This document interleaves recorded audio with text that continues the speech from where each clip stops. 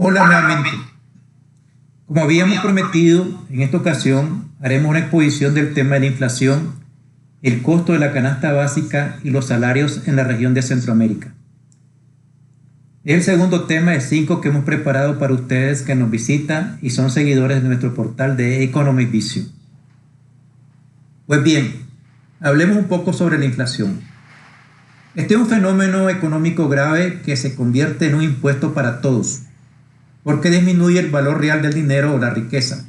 Es considerado uno de los impuestos más regresivos y además profundiza la desigualdad, pues esta afecta más a las personas de menor ingreso. Actualmente, la inflación se ha desatado extensamente en todo el mundo. Las economías de menor diversificación, las que ostentan mayor dependencia de las importaciones y tienen los niveles más altos de deuda pública, están siendo muy afectadas. En algunos casos, estas economías carecen de herramientas para luchar contra la inflación. Ahora miremos a través de la imagen los países del mundo que están padeciendo los niveles de inflación más elevados. En América Latina son Argentina y Venezuela que sobresalen. El caso de Chile y Guyana están registrando inflaciones entre el 12 y el 20%. En cambio, Bolivia, Ecuador y Panamá, la inflación es baja, menos del 5%. En el resto de la región, la inflación se ubica entre un rango entre el 5 y el 10% respectivamente. Hay que destacar que todas las economías están enfrentando de un aumento generalizado de los precios, y las respuestas a estos shocks globales están determinados por las restricciones internas de cada país y la región a la que pertenecen actualmente. Algunos países han implementado medidas para mitigar este impacto, especialmente en la energía y los alimentos, en especial tras el comienzo de la guerra entre Rusia y Ucrania. Para seguir adelante, analicemos en breve cuáles son las causas principales de la inflación actual. Pero antes hagamos un paréntesis para definir mejor este fenómeno.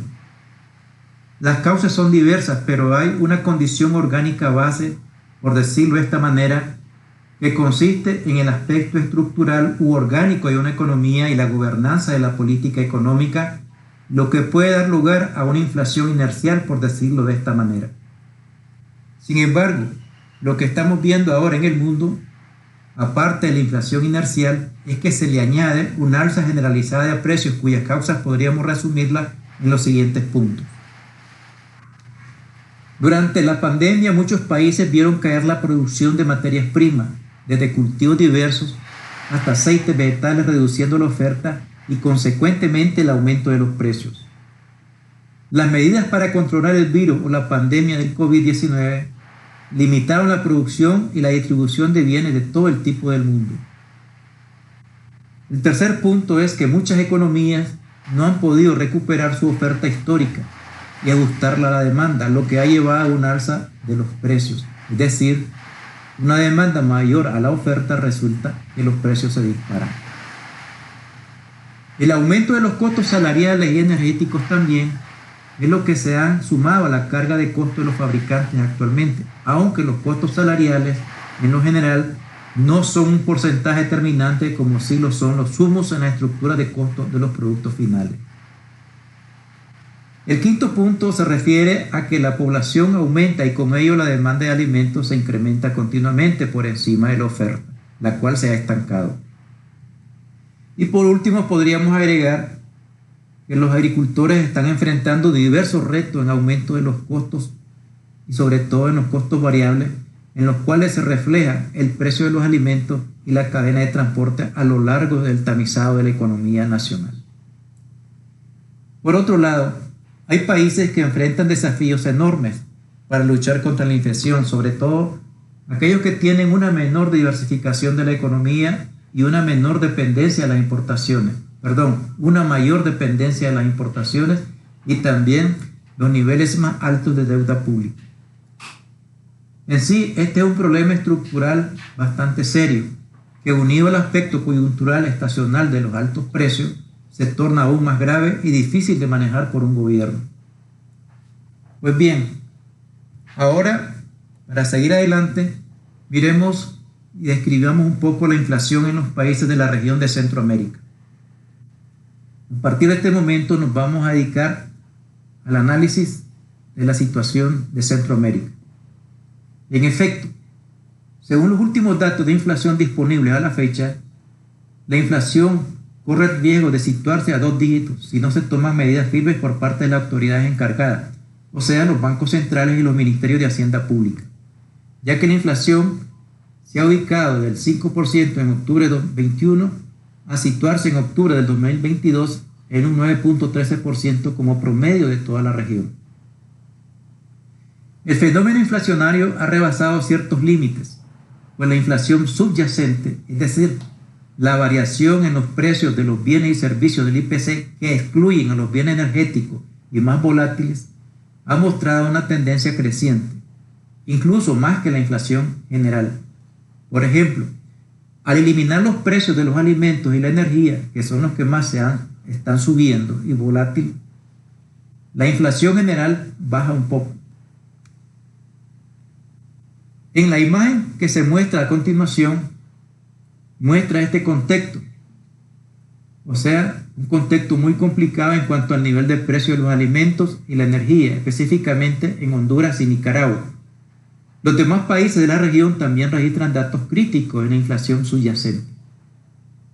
En efecto, la inflación en los productos o bienes como alimentos y bebidas no alcohólicas, la tasa interanual se ha elevado y oscila dependiendo del país entre el 5 y el 20%, siendo el caso de Panamá el que tiene el índice más bajo. En el resto de los países el índice es más elevado. Ahora observemos a través de la imagen los datos del índice de la inflación general hasta octubre del 2022, según los registros actuales, que incluye a todos los bienes. El comportamiento en los 5 países refleja conjuntamente valores al alza, pero con cierto grado de variancia por país, en una franja que se mueve entre el 12.2% y el 7.5%. En efecto, en el caso de Nicaragua, la inflación medida a través del índice de precio del consumidor en octubre del 2022 se elevó a 12.2%. La proyección para el país es de una tasa de inflación acumulada del 2022, sobre todo podría llegar o rondar el 9%. Y la proyección para el 2023 podría reducirse a un 6.8%, pero a costa del crecimiento de la economía. Para el caso de Guatemala, la inflación interanual también es elevada, con el 7.9% en octubre de 2022. El nivel proyectado para el 2023 es del 5.3%, también a costa del crecimiento de la economía. En Honduras se han registrado niveles altos de inflación con un 10.2% interanual en octubre del 2022. El nivel proyectado para el 2023 es de 6.1%, afectando también el crecimiento de la economía.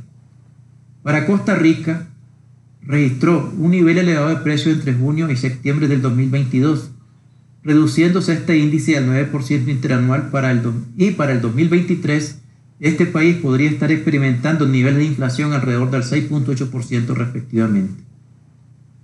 Y por último, como aspecto interesante, tenemos una economía dolarizada como la de El Salvador, cuya tendencia inflacionaria ha crecido constantemente. Pero en octubre del 2022 ha registrado una reducción de la tendencia al 7.5% interanual. No obstante, a pesar de ser una economía dolarizada, se proyectan niveles de inflación para el 2023 del 5.8% respectivamente. Ahora pasemos a analizar brevemente un indicador muy importante como lo es el costo de la canasta básica de alimentos por país. En primer lugar, el precio o coste de la canasta básica de alimentos difiere por país, tanto en cantidad de bienes como en valor total, pero ayuda a formarnos una idea comparativa del fenómeno inflacionario y su impacto en la población. Pues para ello, el costo que hemos representado aquí está en dólares y se observa que este valor ha crecido en todos los países. O sea, el valor de la canasta ha crecido en todos los países, desde el 2017 al 2022. La canasta básica que registra más productos es la de Costa Rica con 52 productos, y la que registra menos productos es la de El Salvador con 22 productos. Pero el valor más elevado en cuanto a la totalidad de los bienes es la canasta básica de Guatemala. En esta otra imagen se mira el comportamiento del salario mínimo promedio de cada país de la región, también en dólares corrientes. El salario mínimo más elevado lo posee Costa Rica, seguido de Honduras y Guatemala. El salario mínimo más bajo es el de Nicaragua. También observamos que los salarios mínimos han crecido a tasas muy reducidas, pero están creciendo, siendo los más relevantes los incrementos registrados en El Salvador y Nicaragua.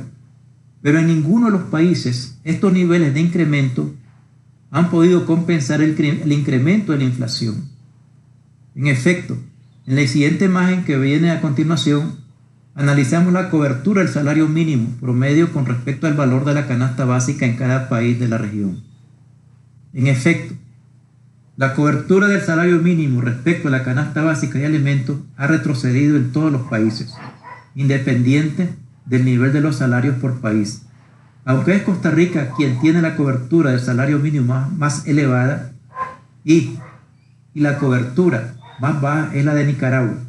Sin embargo, en todos los países se registra una tendencia de reducción de este coeficiente que se traduce en una menor capacidad de consumo de la familia y lo que posiblemente podría agravarse en los años subsiguientes.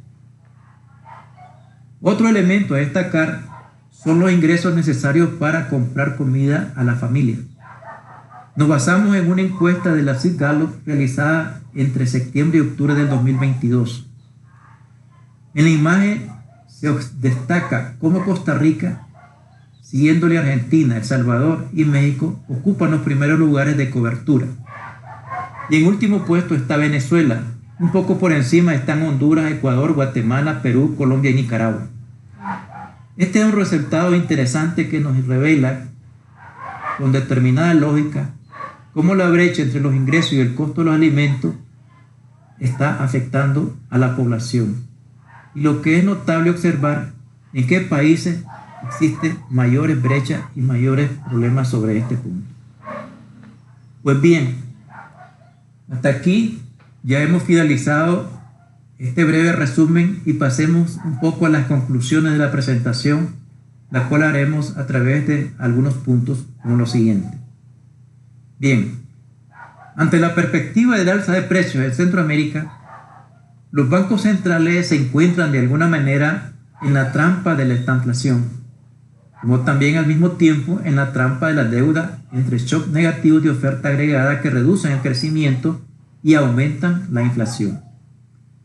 Los bancos centrales o la política económica de cada país están condenados si lo hacen y no lo hacen también. Por ejemplo, si aumentan las tasas de interés lo suficiente como para reducir la inflación, provocarán un aterrizaje forzoso económico severo, es decir, recesión de la economía.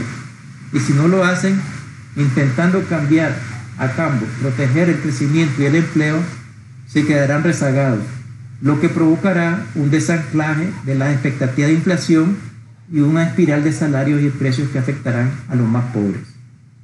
En este punto, las economías de Centroamérica están tratando de ocuparse en una desaceleración de la inflación el próximo año. Es muy probable que las presiones de los precios de los productores puedan bajar y trasladarse estas reducciones al consumidor.